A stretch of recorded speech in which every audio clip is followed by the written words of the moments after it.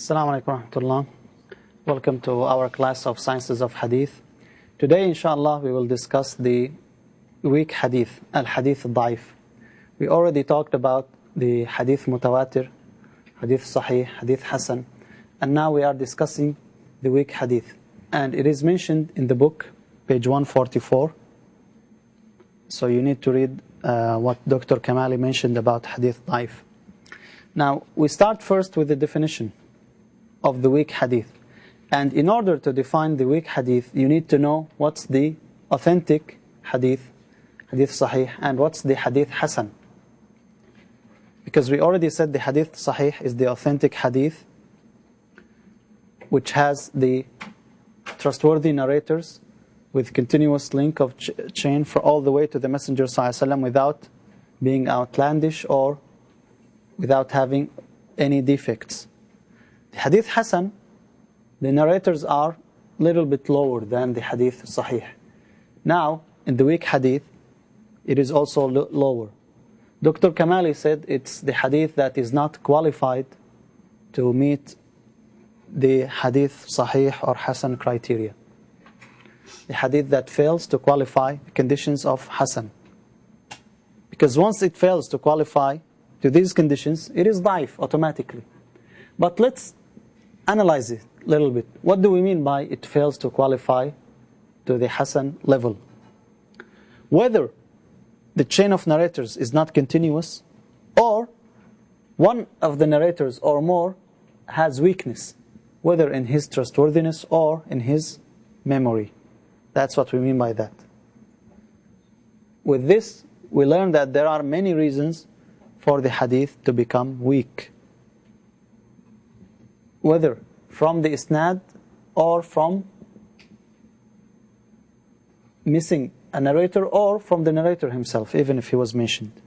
So again, if we wanted to define the hadith da'if, there are several definitions. But Imam Suyuti, rahimahullah, one of them, he said, وَهُوَ الَّذِي عَنْ صِفَةِ الْحُسْنِ خَلَى وَهُوَ عَلَى مَرَاتِبٍ قَدْ جُعِلَ.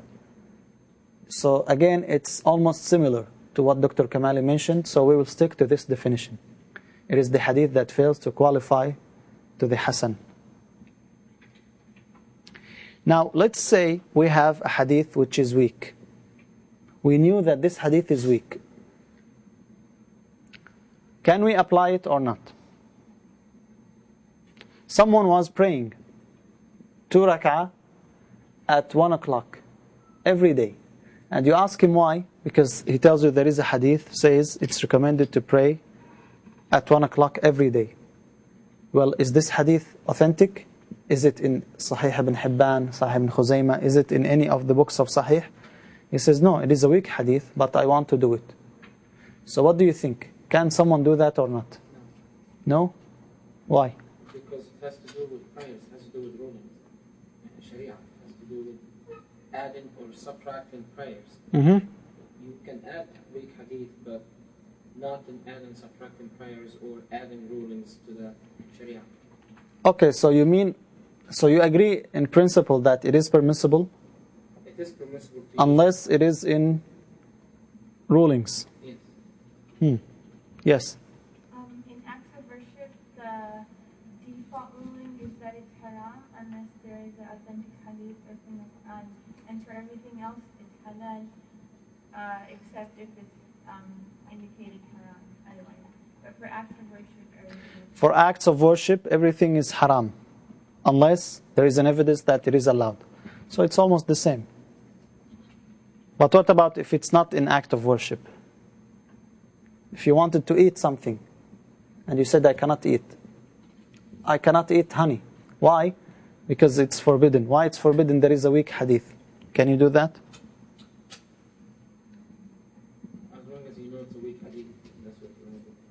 But again, it's still in rulings. You just said that in rulings you cannot.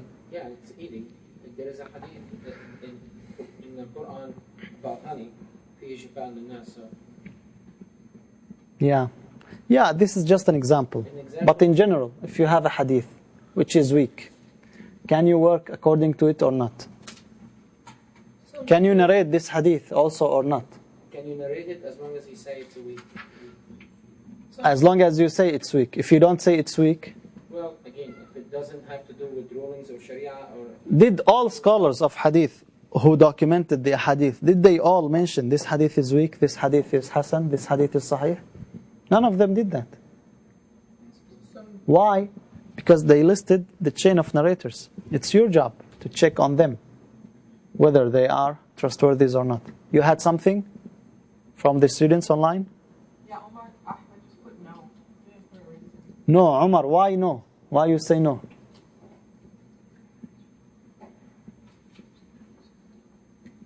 Well, actually, we have few opinions, and they are all mentioned in the book. But the majority say it is permissible to work according to the weak hadith, as long as there are two conditions. First, it cannot be about the aqidah. You cannot establish fundamental thing based on a weak hadith. Because we already discussed that some scholars, even if it's authentic, it has to be mutawatir. If it's ahad, we don't accept it. So they said it cannot be about aqidah. It cannot be about aqidah. Such as the attributes of Allah subhanahu wa ta'ala. Such as the belief in the Day of Judgment. Anything which is related to the fundamentals of Islam. The second condition, it cannot be about halal and haram. You cannot say this is lawful and this is unlawful based on weak hadith.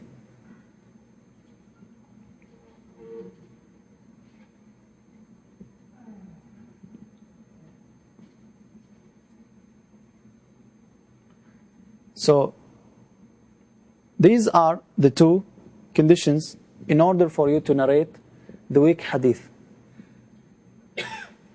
Now, we said to narrate. What about working according to the hadith? If it's about aqidah or about halal and haram. I believe if it's enforcing the halal being halal, if it's proven the halal to be halal, yes. But if it makes the halal haram, no. But if it's so if it emphasizes the halal, yes, even if it's weak, here it says it's permissible to narrate with these conditions. Which means if it's not permissible to narrate, how can you work according to something you cannot even narrate it? So it's already implied, working according to it. It's already implied. If you cannot narrate a hadith about aqidah, which is weak, can you imply it? Of course not. If you cannot narrate it, you cannot work according to it. Okay, so that's why we say about narration. So let's say we have a narration. It's a weak hadith, and it's not about aqidah. Can we work according to it? Again, there are three opinions. One opinion says, no, you cannot. You work according only the authentic hadith. Even if it's not about aqidah, even if it's not about halal and haram. Why? Because the authentic hadith is sufficient.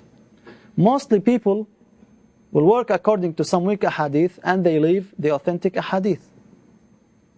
So why you choose a weak hadith and you don't go to the authentic hadith? Other scholars said yes, you can work according to the weak hadith without conditions. The median, the opinion in middle, in between, which is you can work according to the weak hadith with three conditions. And that's the opinion we will choose. But it's up to you. You can choose any other opinion with evidence.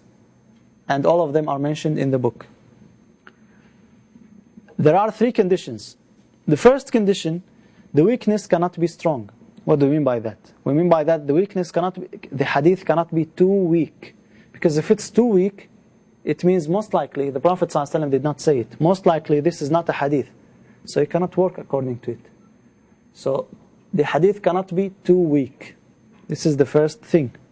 There is a weakness, but this weakness could be strengthened. If the hadith is too weak, nothing will strengthen this hadith. So this is the first condition. The second condition, it cannot be a new principle by itself. It's not about halal and haram, but it adds something which is new totally. It cannot be like that. It has to be under a general ruling. What do we mean by that? Now dhikr, is it allowed or not allowed in Islam? No. Allowed. But do we have any evidence that when we are together it's recommended to say La ilaha illallah 100 times each one? We don't have this. You can say La ilaha illallah, and there is a great reward. It's the best word you can say. But if you have a weak hadith, says if you say it together, that's the reward you will get.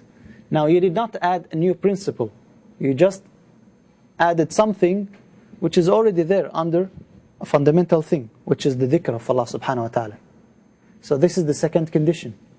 It cannot be adding a totally new thing. It has to be under some general ruling. The last thing, you should remember that it's not authentic.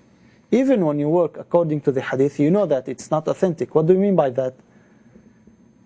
You don't wait for the reward, or you don't enforce others to do it, because maybe it was not said by the Messenger ﷺ. You already know it's not authentic. So you cannot enforce people. You cannot have the feeling that I'm doing this because it is authentic and I'll get the reward for it. No, you only do it because maybe you will get the reward. So you remember that it is a weak hadith. These are the conditions in order for you to implement the weak hadith. And again, as I said, some scholars said even with these conditions you cannot work according to the weak hadith. So all these opinions are mentioned in the book. Now, why do we give any hadith this degree, weak? We say this hadith is weak. And how? What's the process? We have two major reasons. Whether we have a missing link, there are 8 people between the compiler of the hadith and the Messenger ﷺ. One of them is missing. Or there is no one is missing. The 8 are there, but there is a weakness in one or more of them. So it is one of two things. Whether there is a weakness or there is absence. Weakness or absence.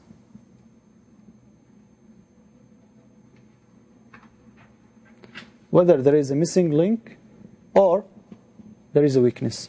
These are the two general reasons.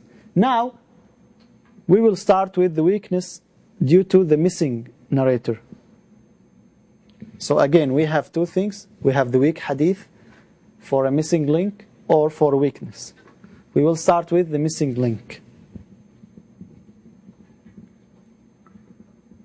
And in this type of weakness, we have, again, two divisions. Clear missing link. What do we mean by clear missing link? You know that there are 8 people supposed to be there, but you have only 5.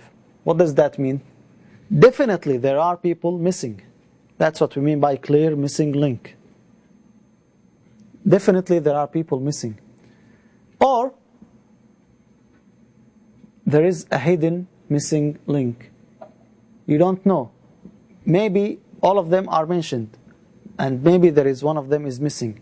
That's what we say the hidden defect, because it's hidden. It's a defect and you don't know. Maybe there is one missing. If there is one missing, yet you don't know him, then that's a defect.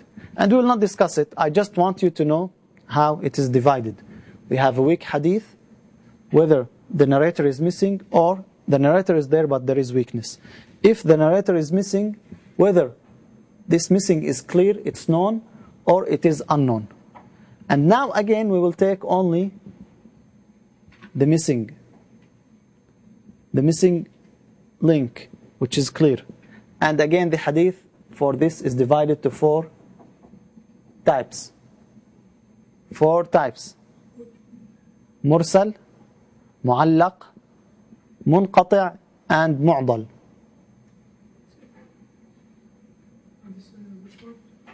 Clear missing link. Mursal, Mu'allaq, Munqati' and Mu'dal.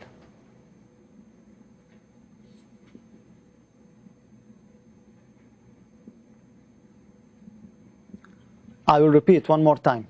We have the weakness in the hadith, whether the narrator is missing or there is weakness in the narrator. If the narrator is missing, whether the missing is clear, we know that there is someone missing, or We don't know.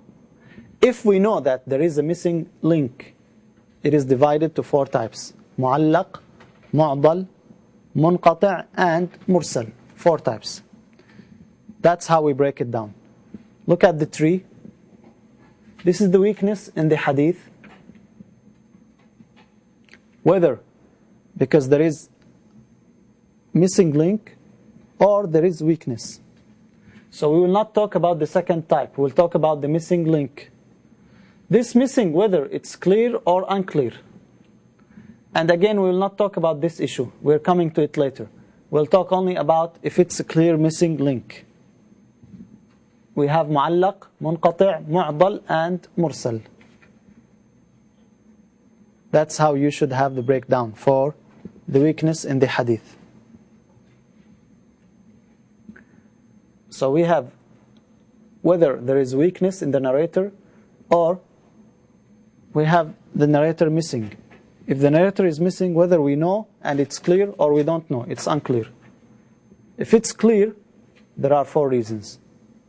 Mu'allaq, munqati', mu'dal, and mursal.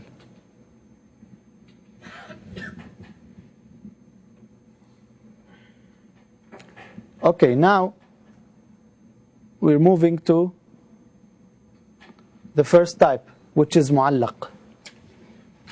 Al-hadith al-mu'allaq. What do we mean by al-hadith al-mu'allaq? Stay with me later. Mu'allaq. Linguistically, mu'allaq means hanged. You know the hanger? In Arabic we call it allaqa, something that you hang on it. Why we call this hadith hanged? Because there are missing people and it is hanged on the ones over it. So that's what we mean by mu'allaq linguistically. But in hadith terminology, what's the meaning of mu'allaq? Imam Suyuti rahimahullah in his Alfiyah, he says, مَا أَوَّلُ الْإِسْنَادِ مِنْهُ يُطْلَقُ وَلَوْ إِلَى آخِرِهِ مُعَلَّقُ. If there is one missing at the beginning of the isnad, then it is mu'allaq. As long as you have one or more missing at the beginning. The hadith that misses one or more narrator in succession, this is the condition, in succession from its beginning. From its beginning. What do we mean by beginning? Beginning from the Messenger ﷺ or from the compiler of the hadith? What do you mean by its beginning?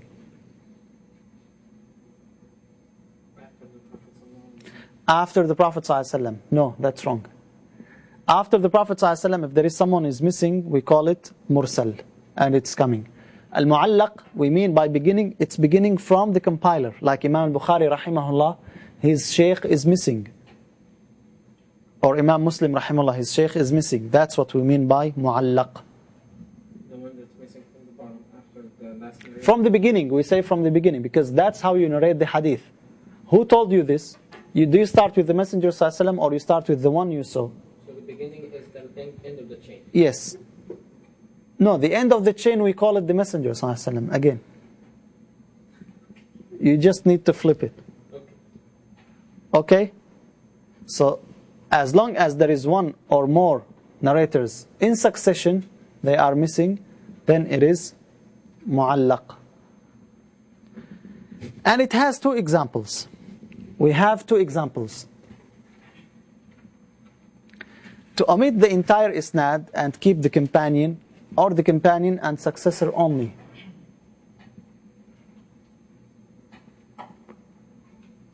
So the example here, when Imam al-Bukhari comes, or Imam ibn Hibban, or Abu Dawood, he comes and says, An Abi Musa from the Prophet ﷺ. Now between Imam Bukhari and Abu Musa, the companion, there are like 3 people or 4 people. They are all omitted. They are all not mentioned. This is what we call mu'allaq. Why? Because there is one or more in succession from the beginning, they are missing. That's mu'allaq. Or we don't have any type of isnad. We just say the Prophet ﷺ said so and so. This is also mu'allaq. when we say the Prophet ﷺ said so and so. So whether you don't have isnad at all, you only have the Messenger ﷺ, or you have kind of isnad, the companion, the successor of the companion.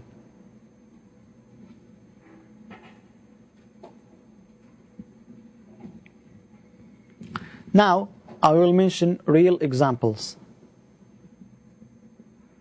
We will have examples from the hadith.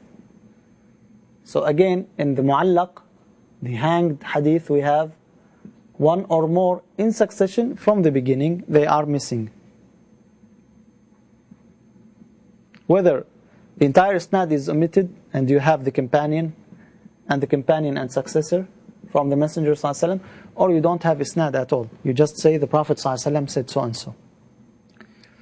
Imam al-Bukhari rahimahullah said, Abu Musa said. Who's Abu Musa? I know his companion. Which companion?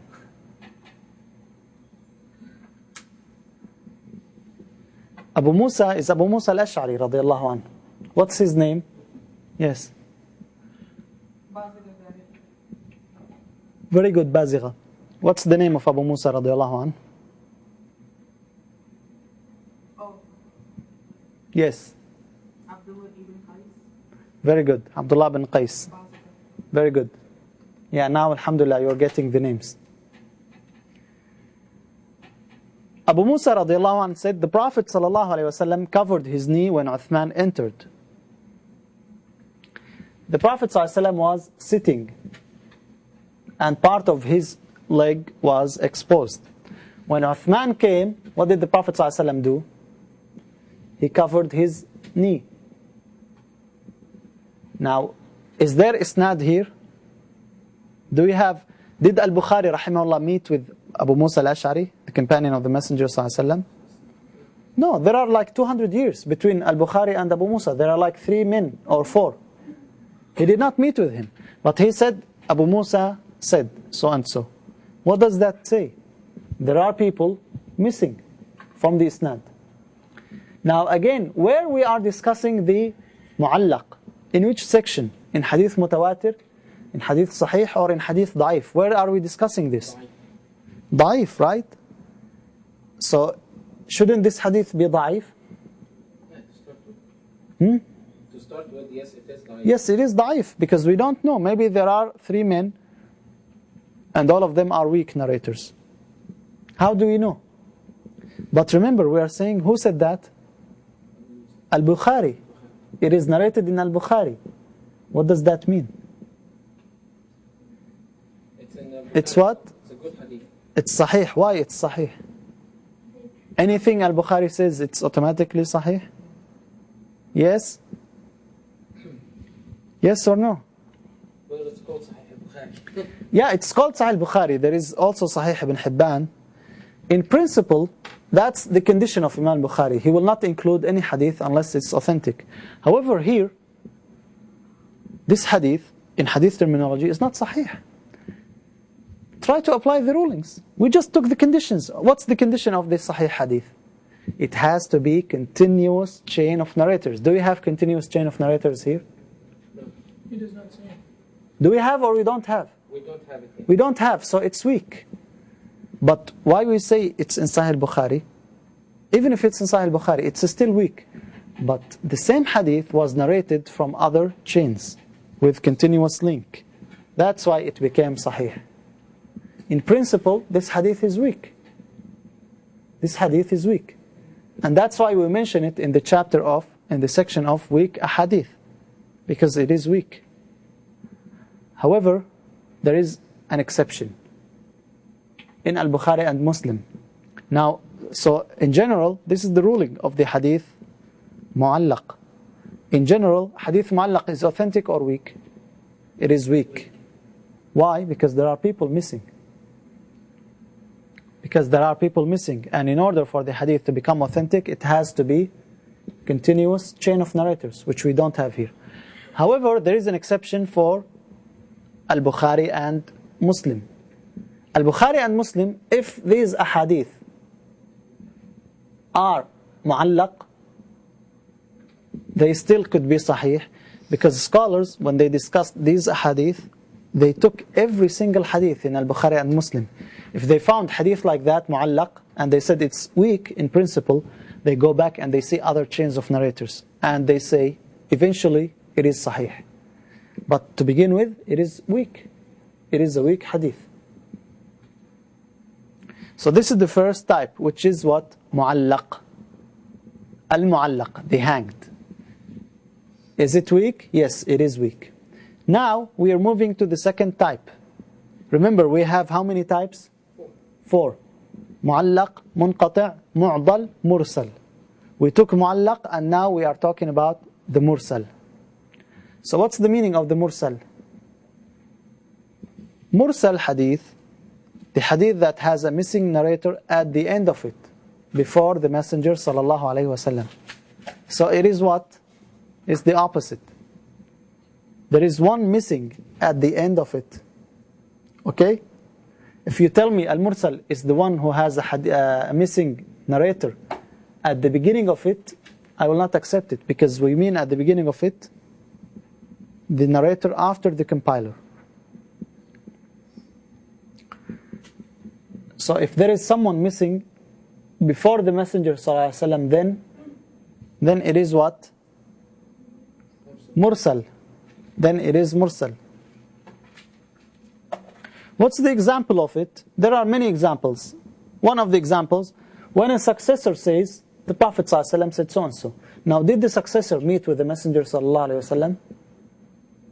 Did he meet with him? Yes, the successor. The successor? The successor, no, the companion, yes. The companion. But the successor, he did not meet with the Messenger ﷺ. So definitely there is someone between, at least someone. So when the successor says, the Prophet ﷺ said so and so, what's the name of this hadith? Mursal. This is the hadith al-mursal. Because there is a link missing between the narrator and the Messenger sallallahu alaihi wasallam. Okay. We'll take an example. We'll take an example from the hadith. In Sahih Muslim, we have a strong chain, long chain of narrators. Muhammad ibn Rafi' from Juhayn, from Al-Layth, from Uqayl, from Ibn Shihab, from Sa'id ibn al-Musayyib, from the Messenger sallallahu alayhi wasallam. That's how the isnad goes. This is just an example. Muhammad ibn Rafi' is the sheikh of Imam Muslim. He took it from Juhayn. Juhayn took it from Al-Layth, Al-Layth ibn Sa'd, the contemporary to Imam Malik rahimahullah. We took it from Uqayl, from Ibn Shihab. Who's Ibn Shihab? Ibn Shihab, I gave you this question in the exam. Muhammad ibn Muslim ibn Shihab az-Zuhri. Very good. Who answered it? Bazigha, very good. From Sa'id. Who's Sa'id? Sa'id ibn al-Musayyib. Now Sa'id, is he a companion? Sa'id ibn al-Musayyib, did he see the Messenger sallallahu alaihi wasallam? Did he or didn't he? No, he did not. He's not a companion. Sa'id ibn al-Musayyib, he's from the successors. But Sa'id ibn al-Musayyib, he said, the Prophet ﷺ said so and so. So this hadith is what? Mursal. What's the verdict? Is it a weak hadith or authentic hadith? Weak? Why? Again, there is one missing. So if there is one missing, it's not what? Is it a continuous chain? Is it a continuous chain? So did it fulfill the conditions of the authentic hadith? No. No, so it's what? Da'if, weak. Why it's da'if? Now let me ask you this. Who's the one who's missing here? The companion, right? Do we check on the companions? No. They are all what? Trustworthy. So why don't we say it's authentic? We don't know if there was a companion or not. Exactly, that's the reason. We don't know if he heard it from the companion or not. Maybe it's not a companion. Maybe he heard it from two people before the companion. That's why we say it is mursal. It is weak. Because not always there is a companion. Maybe there is no companion here. If we knew that for sure there was a companion, it doesn't matter who was this companion. As long as he's a companion, the hadith is authentic. So in general, hadith al-mursal, is it weak or authentic? It is weak. But again, we mentioned this hadith, this example from Sahih Muslim. How can we have mursal in Sahih Muslim? Again, because other narrations, they mentioned the companion. So in general, it is weak.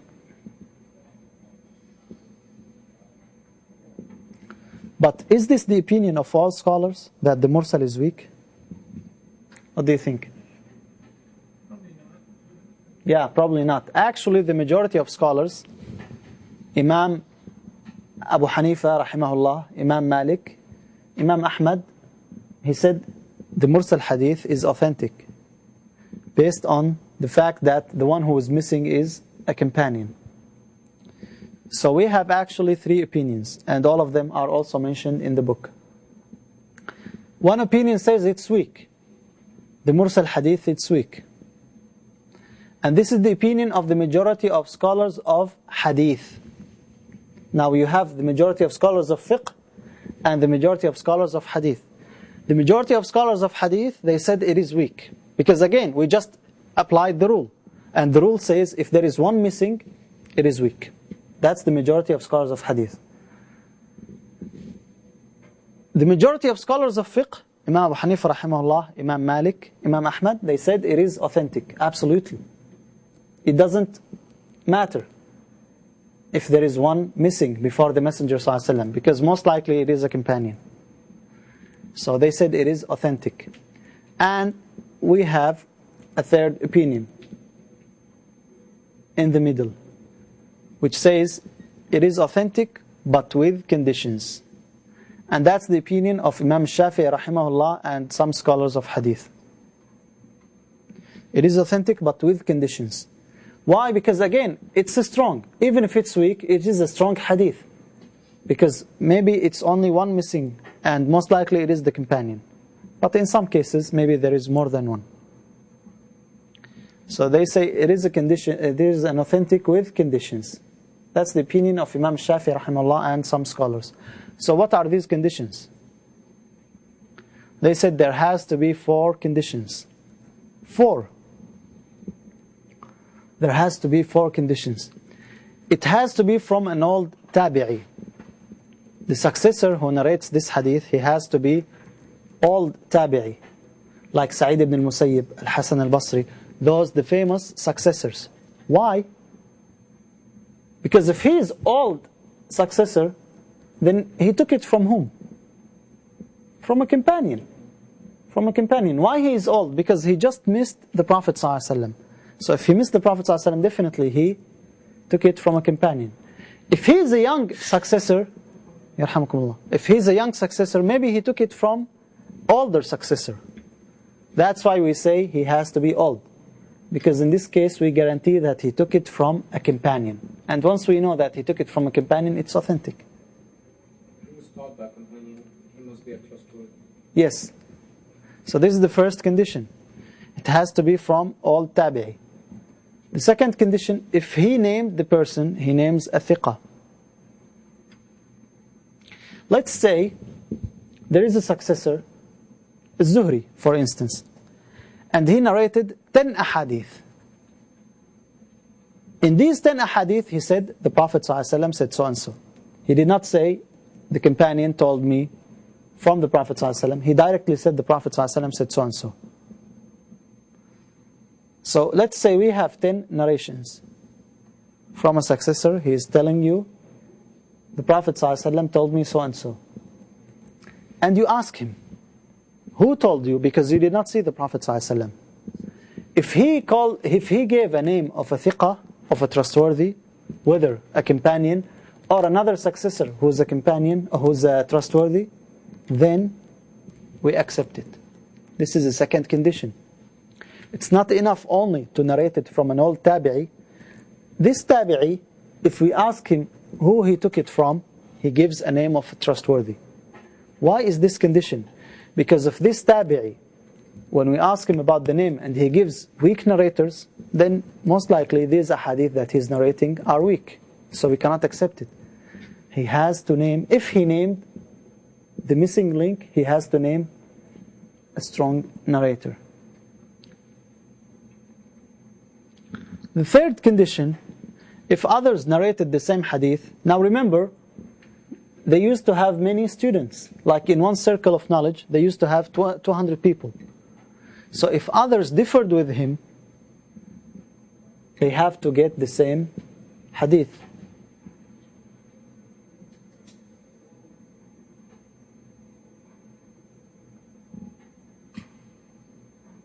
That means he is what? The narrator, even if he has someone missing, he knows what he's telling you. He doesn't have weakness in himself. So the narrator himself cannot be weak. Because let's try to implement the first and the second rule. There is a weak narrator from the successors, but he narrates from authentic sources, from the companions. And he's old. That's not enough. He himself, he cannot make lots of mistakes. Which means if others narrated the same hadith, they have the same meaning. They don't have lots of difference in these hadith. The last condition, there has to be one of the following. 3 conditions plus one of these, the 4 followings. To have the hadith reported from another narration with continuous chain. Now, again, this condition is really strict, because if we have the other hadith with continuous chain, then it's automatically sahih. So we don't need to check on it. Or to be reported from a mursal, from another chain of narrators. So let's say here, there is a link missing. There is another chain with only one missing. So they have to be in the same strength. It cannot be too weak. It has to be in the same strength. This is the second condition. Or to be supported by an opinion of a companion. Now we don't have another narration. We fulfilled the conditions. It's from all tabi'i. If we asked him to name someone, he will name someone who is thiqah.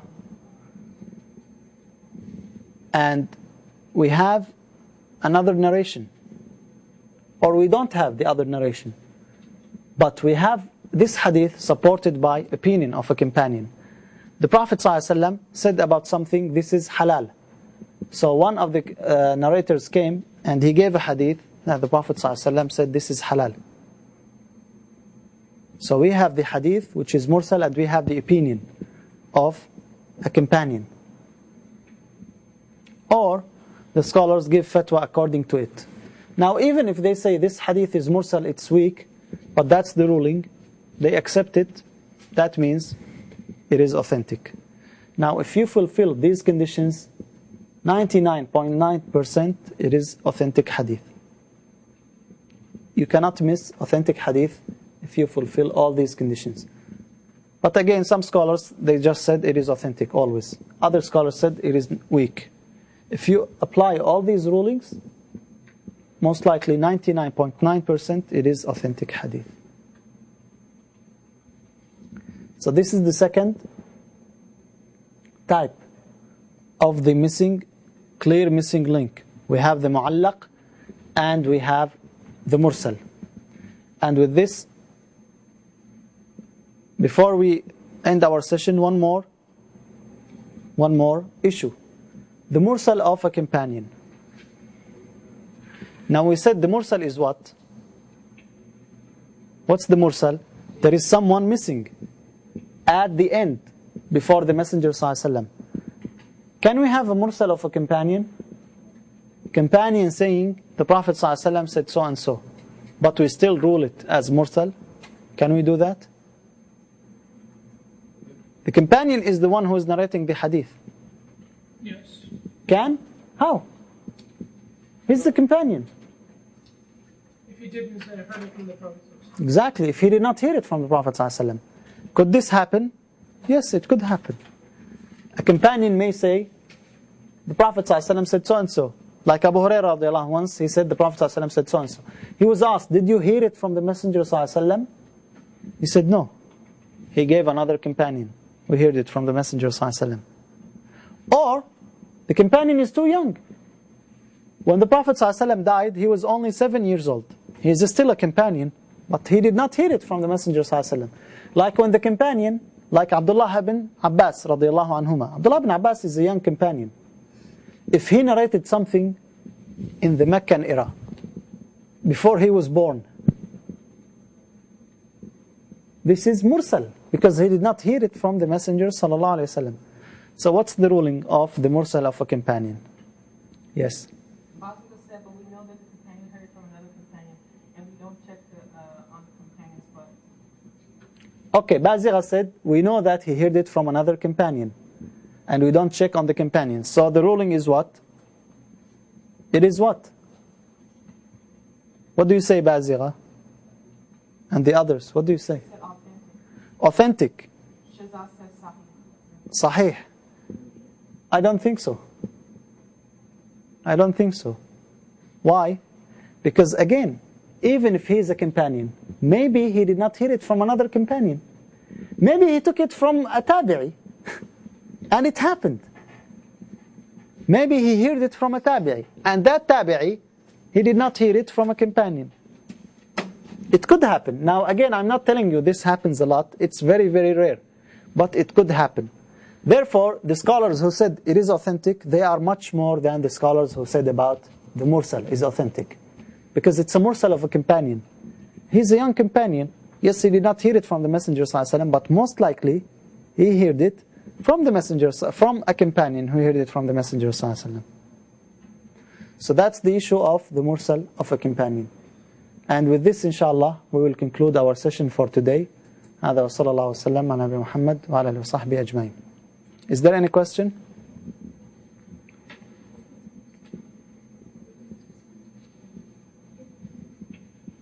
Is there any question about the mu'allaq or the mursal or the weak hadith in general? Juicy says, what is thiqa? What is thiqa? Thiqa is description which has two things: the trustworthiness and the excellent memory. Thiqa means retentive and reliable. We will come to it inshallah. All the authentic ahadith, they have to have all thiqa narrators. That's how we describe the one who has excellent memory and excellent, and he's trustworthy. We call him thiqa.